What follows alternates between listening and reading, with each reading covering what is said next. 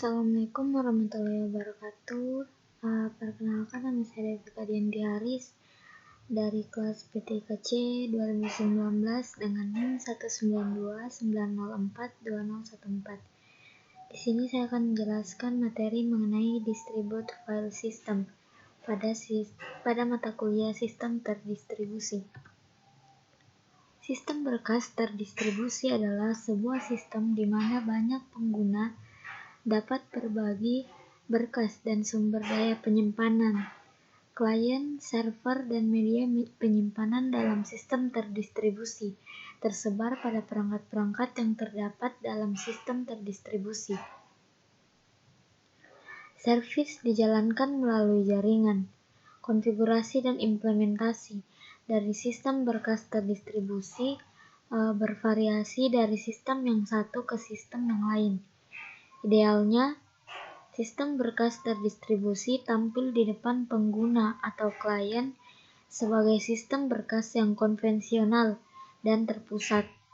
Yang pertama, dalam pengaksesan remote file atau remote file access atau RFA, di dalam sistem berkas terdistribusi terdapat dua mode, yaitu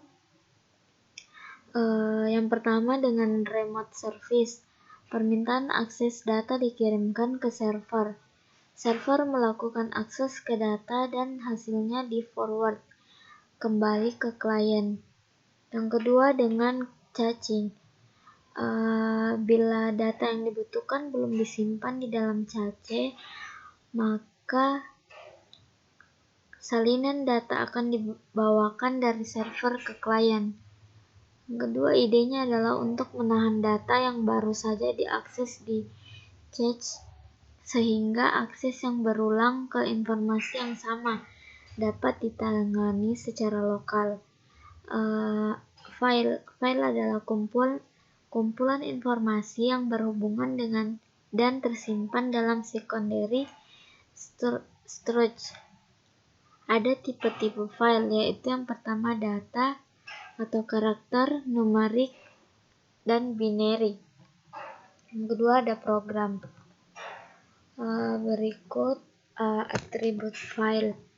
Yang pertama nama yaitu menentukan nama file yang dimaksud atau tipe. Yang kedua lokasi, yaitu merupakan pointer atau penunjuk ke device dan lokasi file pada device tersebut berada. Yang ketiga ukuran, yaitu ukuran file pada saat itu, baik dalam bit, huruf, ataupun blok. Yang keempat ada waktu pembuatan dan identitas pembuat, yaitu menentukan kapan file terakhir dimodifikasi.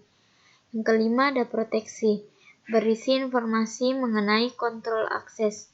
Misalnya siapa saja yang boleh membaca, menulis, dan mengeksekusi file. Yang keenam ada informasi lain tentang file. Yang ketujuh ada informasi ini biasanya disimpan untuk pembuatan file, modifikasi terakhir yang dilakukan pada file, dan penggunaan terakhir file. Operasi pada file, yaitu create, write, read, menghapus, reposition dalam file, dan menghapus dengan menyisakan atribut atau truncat.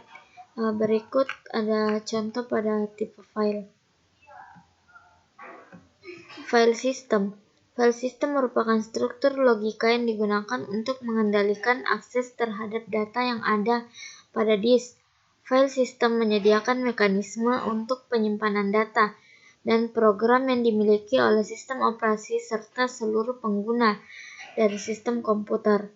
File system terdiri dari dua bagian. Yang pertama, kumpulan file yang masing-masingnya menyimpan data-data berhubungan.